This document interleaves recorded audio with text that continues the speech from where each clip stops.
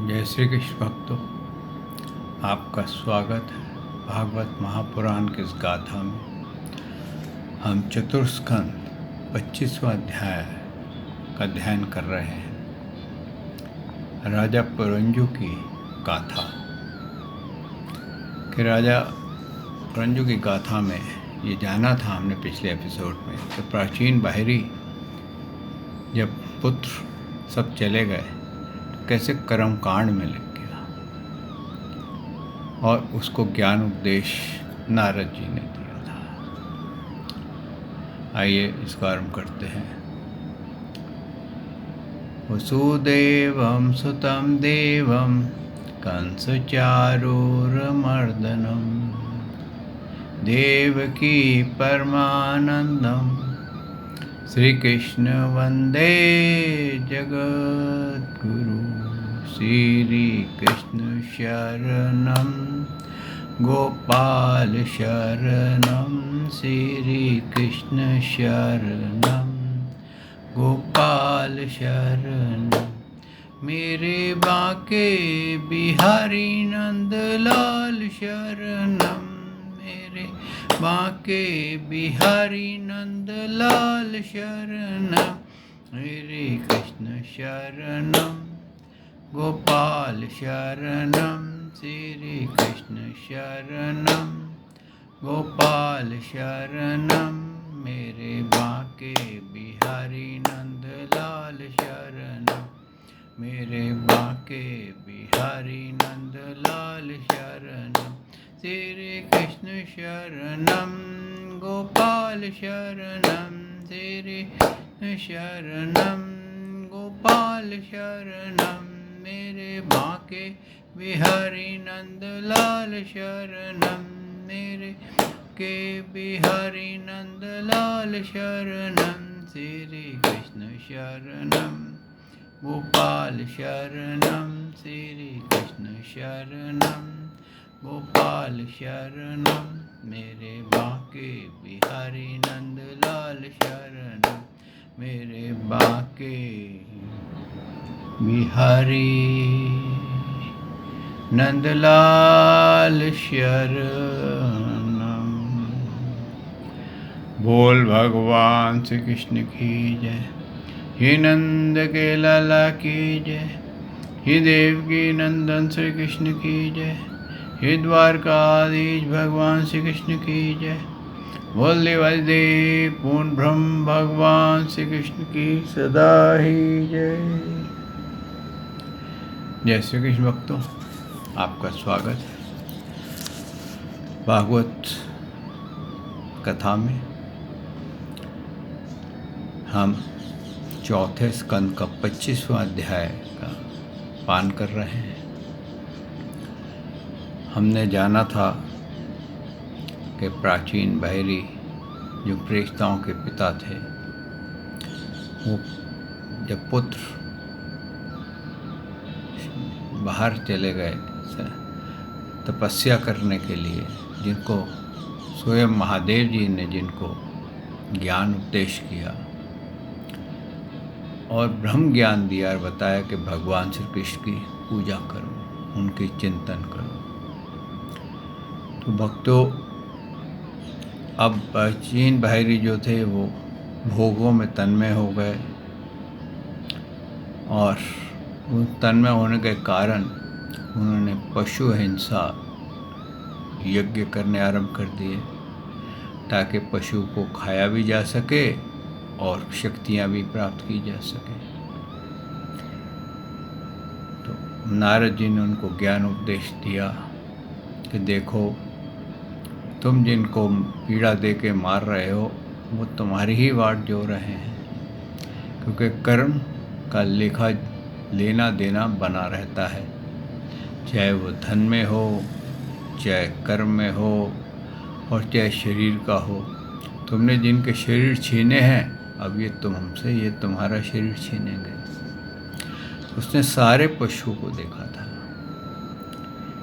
और अपने पापों के लिए उसको बहुत प्रायश्चित भी हुआ था।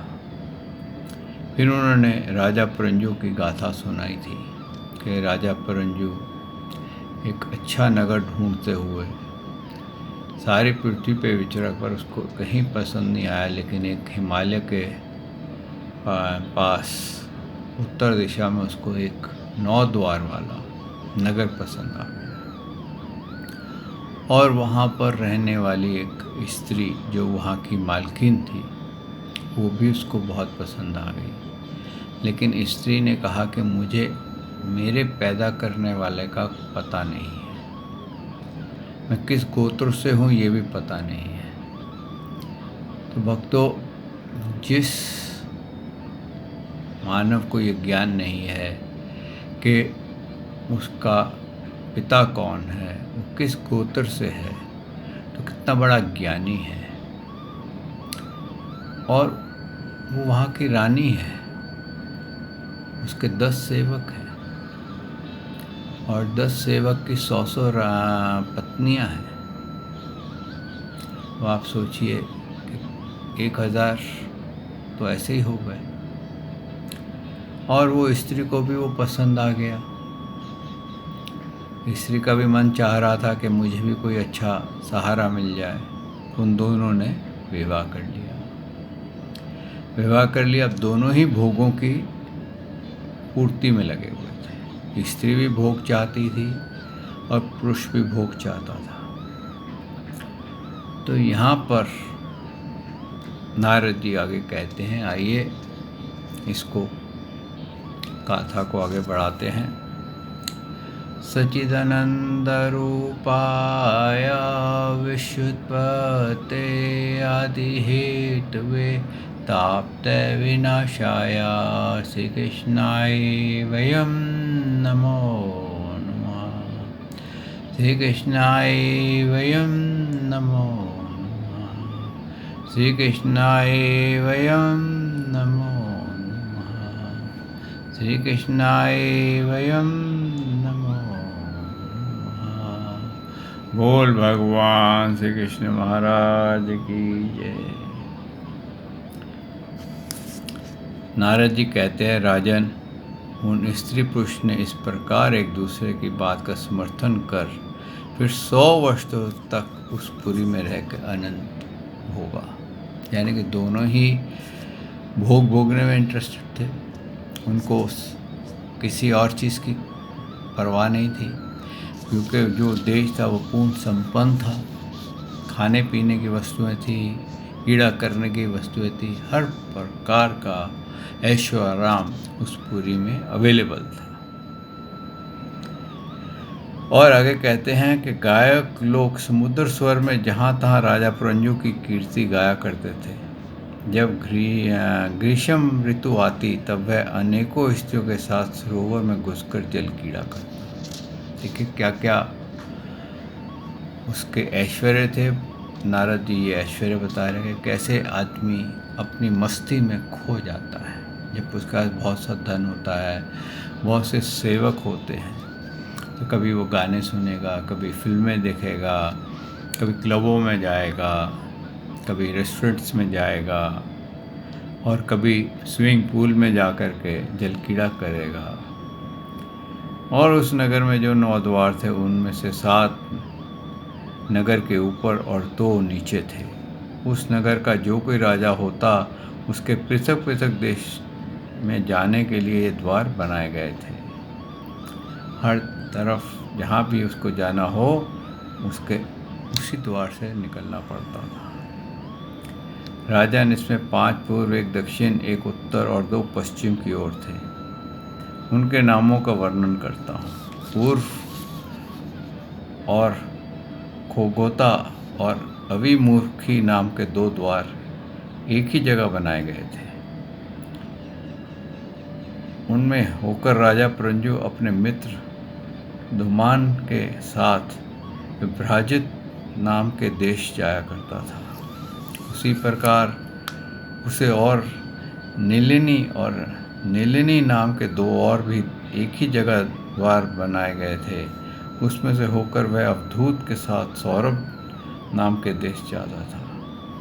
पूर्व दिशा की ओर मुख्य नामक जो 5वां द्वार था उसमें से होकर रस्यज्ञ और विपिन के साथ कर्माश बहुधन और अपान नाम के देश को जाता था। इस प्रकार से क्या हुआ कि राजा जो था वो सारे ऐश्वर्य के जो खेल थे, जो उसके द्वार थे, उससे उसके जिस की आवश्यकता होती थी उस वस्तु का वो प्रयोग करता था। आगे क्या कहा है, राजा पुरंजू ने अपनी सुंदर रानी द्वारा इस प्रकार क्या हुआ, और जो रानी थी उसको अपने बाहुपाश में बांध के उससे हर्षित करती रहती थी। उसको कभी मदिरा पान कराती थी, कभी कुछ कराती थी और उससे बातें करती थी। इस तरह से उसका जो जीवन था वो हल्के हल्के समाप्त होने की तरफ चला गया। ऐसे ही भक्तों, हमारा जो मानव देह का जीवन है, हम अपने बच्चों में, अपनी स्त्री में, अपने परिवार में इतने रम जाते हैं कि हमें ये चिंता ही नहीं रहती कि हमारे को ईश्वर के लिए भी समय निकालना है, हमें उस परमात्मा को याद करना है जिसके हम बालक हैं। लेकिन यहाँ तो ये हो गया कि हम भोगों में इतने तल्मलीन हो गए हैं, इतने लीन हो गए हैं कि हमें अपने सच्चे नाम को भी भूल गए हैं। हम ये भी भूल गए हैं हम आत्मा हैं, हम शरीर नहीं हैं। लेकिन हम अपने आप को शरीर मान करके दुनिया के मनोरंजनों में, दुनिया के रचे हुए खेलों में रमन कर रहे हैं। माया द्वारा रचा हुआ जो खेल है, भोग हैं, उसी को भोगने में लगे हुए हैं। आप अगर अपनी कीड़ा देखें कि आप सुबह से लेकर रात तक क्या करते हैं। आप सुबह उठते हैं, ब्रश करते हैं, नहाते हैं, न्यूज़पेपर पढ़ते हैं, स्नान करते हैं, स्वच्छ कपड़े पहनते हैं और ऑफिस के लिए निकल जाते हैं, काम करने के लिए निकल जाते हैं। वहाँ भोजन करते हैं, शाम की चाय पीते हैं, रात को थके हुए आते हैं, भोजन करते हैं, स्त्री के साथ अपने बैठते हैं, बच्चों के साथ बैठ के गपशप मारते हैं और फिर निद्रा के लिए बेड पे चले जाते हैं और फिर अगले दिन भी वही क्रिया। तो आपके सारे रूटीन में देखा जाए तो जीवन कैसे बीत रहा है, एक रॉबोट की तरह बीत रहा है। और उसके अंदर आप क्लब चले गए, रेस्टोरेंट चले गए, एंटरटेनमेंट्स पे चले गए, कहीं और चले गए, पिक्चर देखने बैठ गए, टीवी देखने बैठ गए, तो आपने अपनी एंटरटेनमेंट में समय निकाल दिया। लेकिन आपने कितनी देर भगवान का चिंतन किया, कितनी देर मेडिटेशन की।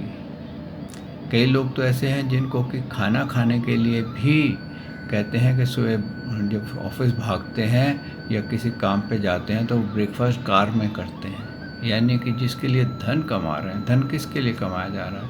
अच्छा भोजन करने के लिए। उस भोजन करने के लिए भी उनके पास समय नहीं है।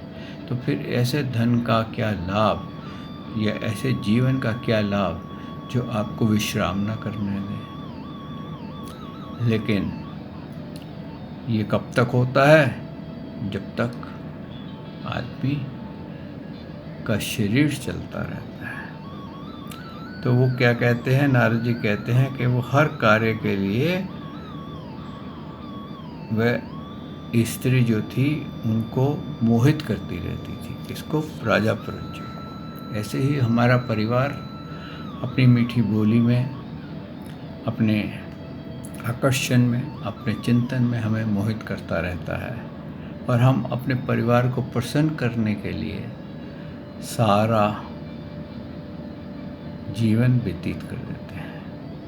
कहते हैं राजा पुरंजू अपनी सुंदरी रानी के द्वारा ठगा गया था। अब ये विषय भोग जो स्त्री ने उसको उपस्थित किए थे, इसी के कारण नारद जी ने कहा कि वो बेसिकली ठगा गया था। उसको इतना भी समय नहीं दिया गया था कि वो भगवान का चिंतन कर ले। इस तरह से कहते हैं वह मूर्ख विवश होकर के इच्छा न होने पर भी खेल के लिए घर पर पाले हुए बंदर के समान अनुकरण करता रहता था। यानी कि हर वक्त जब चाहो एंटरटेनमेंट कर लो, तो स्त्री उसके साथ ना चाहते हुए, अगर वो थका हुआ भी होता था तो भी उसको अपनी पत्नी को प्रसन्न करना होता था, अपने बच्चों को प्रसन्न करना होता था। कहते हैं एक दिन उसके मन में आया, क्रूरता आई और वो शिकार खेलने चला गया। और शिकार खेल करके उसने अपनी पत्नी से आज्ञा नहीं ली। देखिए ऐसा भी हो जाता है कि जब बहुत ज़्यादा स्त्री लंपट पुरुष हो जाता है तो उसको हर चीज़ के लिए अपनी पत्नी से आज्ञा लेनी पड़ती है। हर कार्य करने के लिए पत्नी से आज्ञा लेनी पड़ती है। अपने माँ बाप से मिलने के लिए भी आज्ञा लेनी पड़ती है।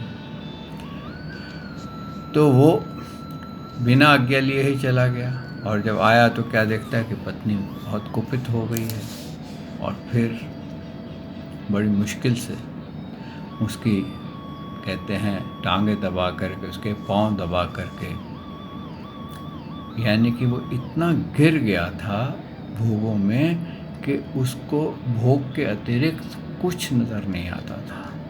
उसको यही नज़र आता था कि अगर ये प्रसन्न रहेगी तो मेरा जीवन सफल है। उसको ये चिंतन ही नहीं था कि मेरे को भगवान को भी प्रसन्न करना है।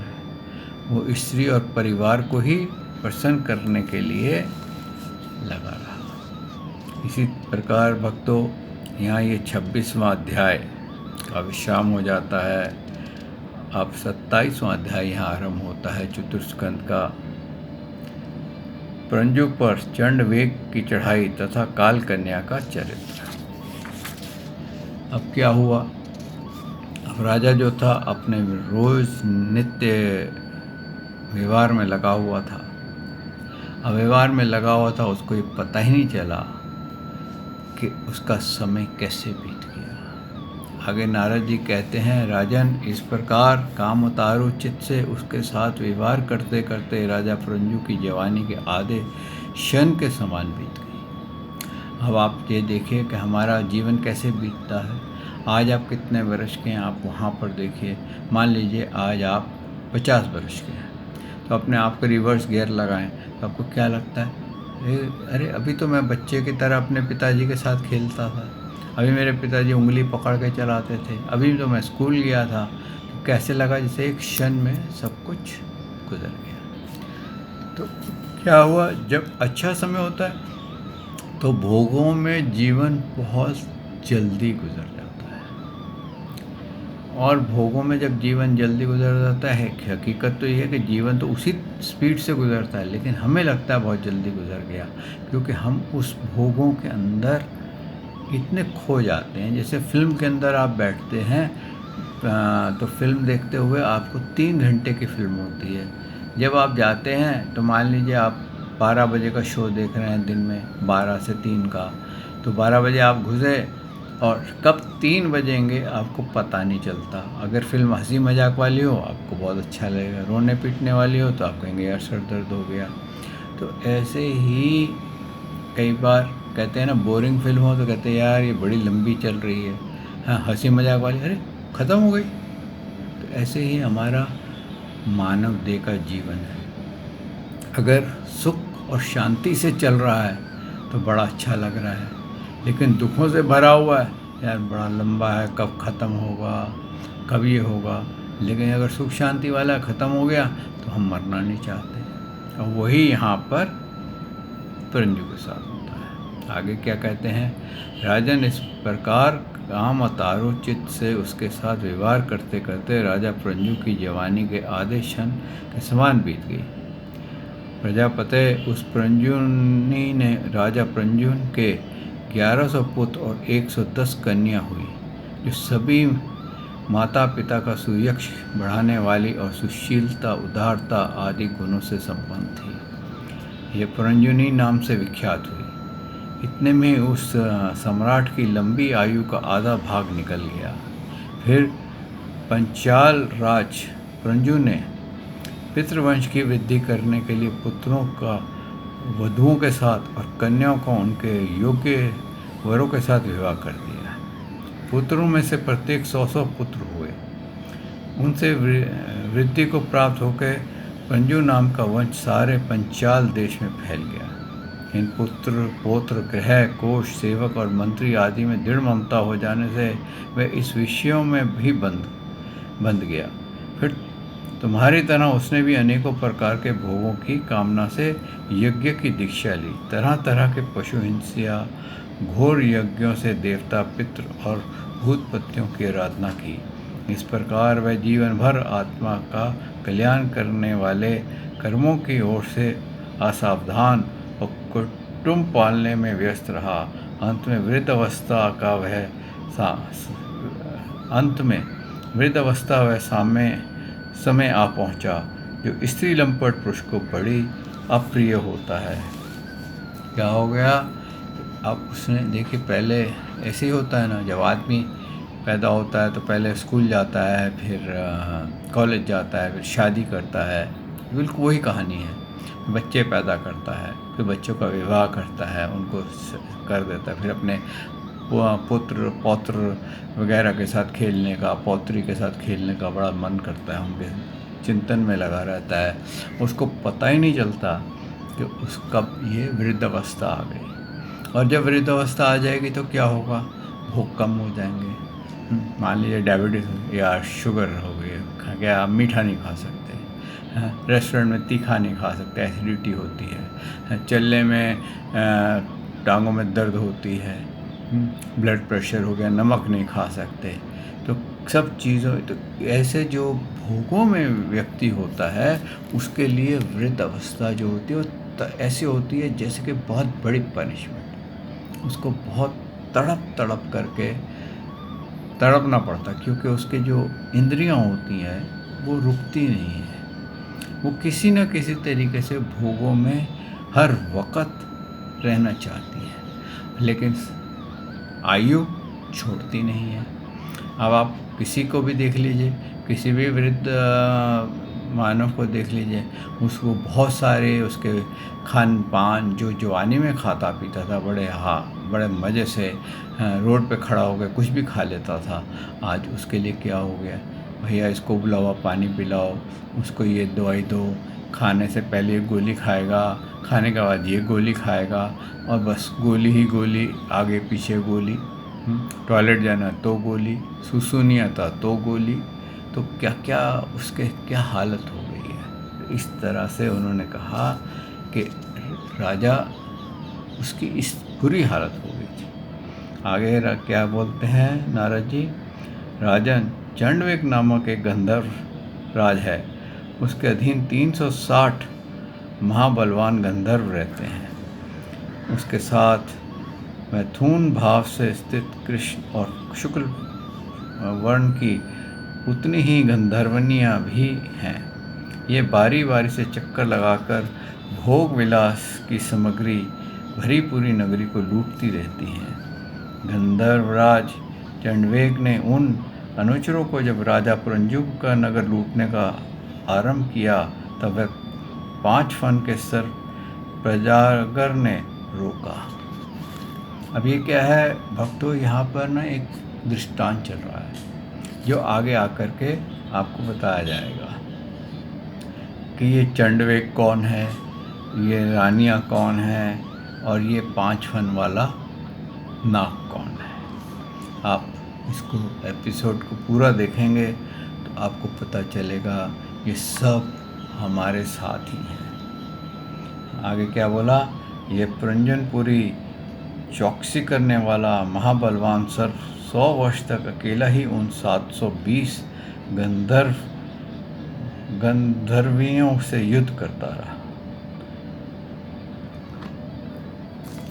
बहुत से वीरों के साथ अकेले ही वे युद्ध करने के कारण अपने एकमात्र संबंधी प्रजागर को बलहीन हुआ देख राजा पुरंजु को अपने राष्ट्र और नगर में रहने वाले अन्य बांधवों के सहित बड़ी चिंता हुई। वह इतने दिनों तक पंचाल देश उस नगर में अपने दूतों द्वारा लाए हुए कर को लेकर के विषय भोगों में मस्त रहता था।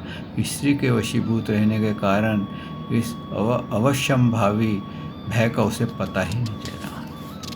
क्या होता है कि जो मानव भोगों में रहता है उसको पता ही नहीं चलता है कि कब शरीर बूढ़ा हो गया और कब बीमारियां उसको घेरने लग जाती हैं। आदमी बीमार हो गया है। आगे कहते हैं, नारद जी कहते हैं, बृहस्पन इन्हीं दिनों काल की एक कन्या वर की खोज में त्रिलोकी में भटकती रही, फिर भी उसे किसी ने स्वीकार नहीं किया। वह काल कन्या जरा बड़ी भाग्यहीन थी, इसलिए लोग उसे दुर्भाग्य कहते थे। एक बार राजर्षि पुरु ने पिता को अपना यौवन देखने के लिए अपनी ही इच्छा से उसे वर लिया था। इससे प्रसन्न होकर के उसने उन्हें राज्य प्राप्ति पर वर दिया। एक दिन मैं ब्रह्मलोक से पृथ्वी पर आया तो वह घूमती घूमती मुझे भी मिल गई। तब मुझे नैष्ठिक ब्रह्मचारी जानकर भी कामतारु होने के कारण उसने वरना चाहा। मैंने उसकी प्रार्थना स्वीकार नहीं की। इस पर उसने अत्यंत कुपित होकर मुझे यह दुशास्य शाप दिया कि तुम मेरी प्रार्थना स्वीकार नहीं की है, अतः तुम एक स्थान पर अधिक देर ना ठहर सकोगे। क्या है यहाँ पर, काल कन्या जो है वो समय की अपनी आयु है, और पहला घंटा बजता है तो बाल सफ़ेद होते हैं, दूसरा घंटा बजता है तो आंखें कमज़ोर होती हैं। जब बाल सफ़ेद होते हैं तो हम उसको डाई कर लेते हैं, मेहंदी लगा लेते हैं, डाई कर लेते हैं कि अभी तो हम जवान हैं। लेकिन वार्निंग मिली थी, काल ने हमें वार्निंग दी थी, काल कन्या ने हमें वार्निंग दी थी कि देखो अब मैं तुम्हारे साथ आ गई हूँ। और फिर आंखें कमज़ोर होती हैं तो हम चश्मा लगा लेते हैं। आजकल लेज़र हो जाता है तो चश्मे का भी सवाल ख़त्म हो जाता है। फिर तीसरा घंटा बजता है तो दांत हिलने लगते हैं तो हम जा कर के डेंचर करा लेते हैं। फिर हमारे चेहरे की झुर्रियाँ पड़ती हैं तो हम उसका भी इलाज कर लेते हैं। फिर बदन में अनेकों जगह पर ज्वर शुरू हो जाता है, पीड़ा आरंभ हो जाती है, हम उसका डॉक्टर के पास जाके इलाज करने लग जाते हैं। लेकिन कोशिश करते हैं कि हमारे भोग बने रहें और हम भोगों को भोगते रहें, चाहे भले हमारे को उसके लिए कितनी दवाई खानी पड़े, कुछ भी करना पड़े। कई लोग तो ऐसे हैं, शराब का नशा करने से पहले गोली खाते हैं ताकि उनको जो इफ़ेक्ट है वो कम हो या उसका ब्लड प्रेशर ना है हो, तो लेकिन शराब ज़रूर पिएंगे। तो इस तरह से भोगों में मानव लीन रहता है। हाँ, तब उसने क्या कहा, जब वो उसने नहीं की तो उसने क्या करा, उसने नारद जी को श्राप दे दिया, तुम एक स्थान पे नहीं रहोगे। क्या है कि अगर आप स्पीड ऑफ लाइट पे ट्रेवल करेंगे तो आपकी लाइफ रुक जाएगी, आपका समय रुक जाएगा। आप अगर वहाँ पर 1 वर्ष बिता के आएंगे लाइट की स्पीड से तो यहाँ पर पृथ्वी पे 100 वर्ष निकल जाएंगे। तो क्या हुआ, अब आपको तो 1 वर्ष ही लगेगा लेकिन यहाँ 100 वर्ष बीत जाएंगे। तो क्या हुआ कि नारद जी की भी लाइफ थी, ये नहीं कि उनकी लाइफ नहीं है, उनकी भी लाइफ है। कितनी ही लाइफ है कि जब तक ब्रह्मा जी का 71 चतुर्युग तक की उनकी भी लाइफ है, यानी कि 1 दिन के इससे ज़्यादा भी, 1 दिन के करीब उनकी लाइफ है। लेकिन वो 1000 चतुर्युग तक कहते हैं ना, जब सब कुछ पलट जाता है, ब्रह्मा जी की 1 दिन की क्रिया होती है तो उसके अंदर नारद जी का भी विश्राम हो सकता है। आगे क्या कहते हैं, तब मेरी ओर से निराश होकर उस कन्या ने मेरी सहमति से यमराज भय के पास जाकर उसका पति रूप से वर्ण किया और कहा, वीरवर आप यौवनों में श्रेष्ठ हैं, मैं आपसे प्रेम करती हूँ और पति बनाना चाहती हूँ। आपके पति किया हुआ जीवों का संकल्प कभी विफल नहीं होता। जो मनुष्य लोक अथवा शास्त्र की दृष्टि से दोनों योग्य वस्तु का दान नहीं करता और जो शास्त्र दृष्टि से अधिकारी होकर भी ऐसा दान नहीं लेता, वे दोनों ही दुराग्रही हैं और मूढ़ हैं, अतएव शोचनीय हैं। बस इस समय मैं आपकी सेवा में उपस्थित हुई हूँ, आप मुझे स्वीकार करके अनुग्रहित कीजिए। पुरुषों का सबसे बड़ा धर्म दीनों पर दया करना ही है। कन्या की बात सुनकर यमराज विधाता का एक गुप्त कार्य करने की इच्छा से मुस्कुराते हुए कहा, मैंने योग दृष्टि से देखकर तेरे लिए एक पति निश्चय किया है। तू सबका अनिष्ट करने वाली है, इसलिए किसी को भी अच्छा नहीं लगती और इससे लोग तुझे स्वीकार नहीं करते। अतः इसे कर्म जनित लोकों में तू अलक्षित होकर के औलाद भोग। तू मेरी सेना लेकर के जा, इसको सहायता से तू सारी प्रजा का नाश करने में समर्थ होगी, कोई भी तेरा सामना नहीं कर सकेगा। देखिए कितनी बड़ी बात कह दी उसने। और यहाँ भी कह दिया, ये प्रजावर नाम का मेरा भाई और तू मेरी बहन बन जा, तुम दोनों साथ में अव्यक्त गति से भयंकर सेना लेकर के सारे लोगों में विचरूंगा और मैं तुम्हारी सेना लेकर के सारे लोगों में विचरूंगा। देखिए क्या भयंकर बात कही है कि काल कन्या समय, जोर कौन है? पीड़ा, यानी कि जैसे बुढ़ापा आता है तो हमें पीड़ा घेर लेती है। और ये भक्तों, यहाँ हम वाणी को विश्राम देते हैं। यहाँ पर 27वें अध्याय का आज विश्राम हुआ है। कल प्रभु ने चाहा तो 28वां अध्याय का हम अध्ययन करेंगे और जानेंगे कि कैसे मानव इस काल कन्या से और प्रजावर से बच सकता है।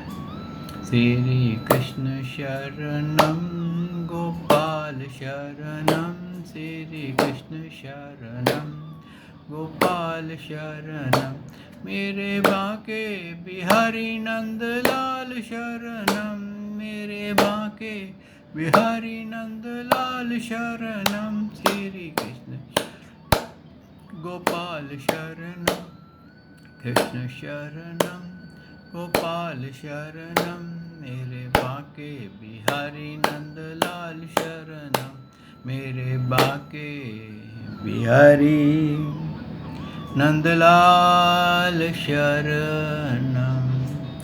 बोल भगवान श्री कृष्ण की जय, हे नंद के लाला की जय, हे देवकी नंदन श्री कृष्ण की जय, हे द्वारकाधीश भगवान श्री कृष्ण की जय। बोल देवादिदेव पूर्ण ब्रह्म भगवान श्री कृष्ण की सदा ही जय। जय श्री कृष्ण भक्तों।